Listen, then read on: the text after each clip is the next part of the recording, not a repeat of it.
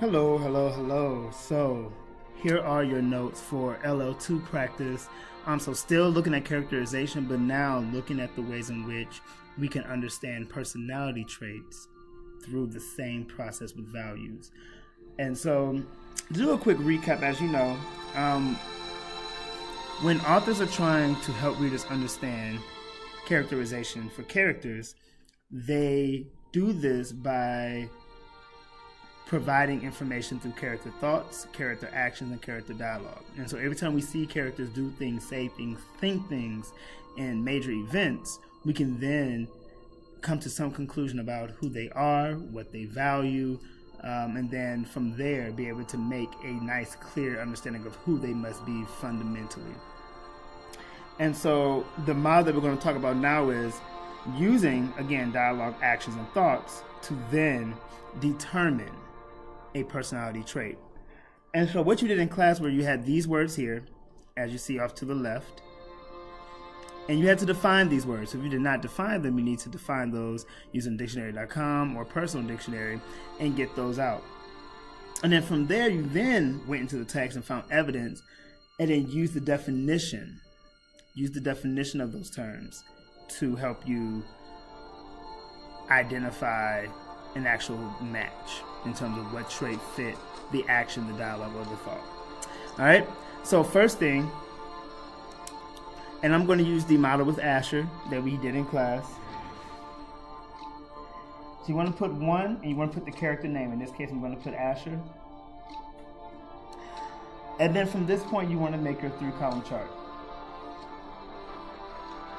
Dialogue, actions, thoughts. And now you don't have to fill in all 3 of these. So you want to think about, as a reader, what do you do well? What can you identify well? So if you're someone who can identify dialogue, you're going to only be filling out this column here. You want at least 2 pieces of dialogue, 2 pieces of text evidence that are dialogue. We always need 2. We don't want to put all our trust into just one piece of evidence. You want to make sure you have multiple. If you're good at finding actions, you're going to be in this column. If you're good at finding thoughts, you're going to be filling in this column. If you're good at all 3, you're going to be putting 1 of each. So depending on where you are, that's what you do. And so now you're going to go into the text and you're going to identify moments where these characters do things, say things, think things. So for example, on page 31, something that Asher says is yes. I'm putting the bracket with the ellipses here because there's information I don't need in this paragraph. I want to get right to the point. So I'm skipping all of that. It jumps out of my hand onto the ground. Sorry. Miss Asher laughed. This was on page 31. And I also remember there was an action on page 4 where it talked about Asher talking too fast. So Asher talked too fast and mixed things up, scrambling words. And again, my bracket with the ellipses, because I'm skipping a bunch of words I don't need in this sentence. I'm going to go right to the point. Until they were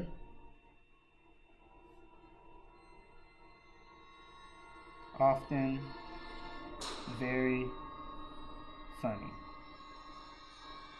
This is page 4. All right, so I have 1 of each right now for Asher. Now, from this point, I want to look at my list. So you should have this list of definitions all out in your notes. So under LL2, the next blank page, it should be nothing but traits and definitions for the giver. Okay? So I want to start going through and figuring out, reading the definitions. When I look at these moments, what comes to mind? What exactly is Asher showing an example of in my traits? And we're going to just start to analyze those out. So for this first one, for example, the definition that came out for me was first fun-loving, which means a person who is lighthearted and lively. And I feel like in this moment, he's definitely lighthearted and lively. Now, why is he lighthearted and lively? That's what I got to connect to. Well, I think at the fact that he laughed at himself dropping things. That's what people who are lighthearted do. He's not being serious about that moment. He's not feeling, like he did something wrong. He's like, oh, something fell, haha. He laughs about it. So this moment shows Asher as fun-loving or lighthearted and lively because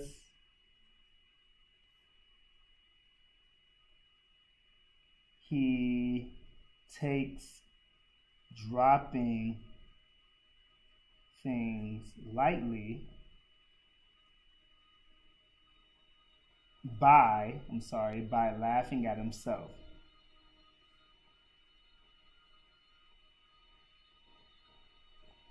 Okay?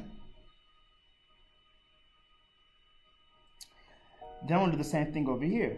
So I want to ask myself, what do I notice? Now, normally the first thing you want to do is, because you're trying to find one that stands out. So if you have two, the hope is that both fit the exact same trait. That's what you want. So you want to ask yourself first, do I also see fun-loving in this trait? So don't try to go for a second one. See if the first one still fits. Especially if all you have is two, the hope is that both actually fit. In this case, I can say that yes, he is fun-loving in this case, because he also took mixing his words up very lightly by laughing at it. And so I will repeat the same process. This moment shows Asher as fun-loving. I don't need to do the definition again because I already have it here. So I'll just explain. Because he takes, and if I want to talk about him mixing up words and all of this, so he takes being, I don't want to word this. He takes being jumbled. That's the first thing that came to mind. I'm sorry. He takes being jumbled with his talking lightly by laughing or finding it funny. Period. And so at this point, I noticed that fun-loving came up twice. And again, it's because I wanted to make sure that fun-loving was the one that stuck out. So I would then make a sentence on the very bottom, and that's literally what I would say. Based on my analysis, I would argue that Asher has a fun-loving personality. And that's it. So this is what this sound will look like. For you, you're doing Jonas, and I'm giving you, so I'll show the assignment here. So you're going to be doing Jonas.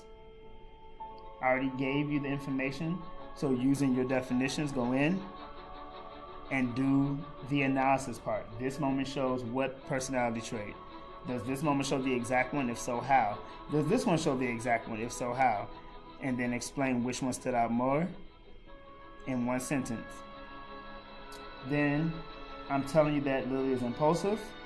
So I'm giving you the sentence. I need for you to then go in and make this column and give me at least 2 moments where Lily shows to be impulsive and explain how.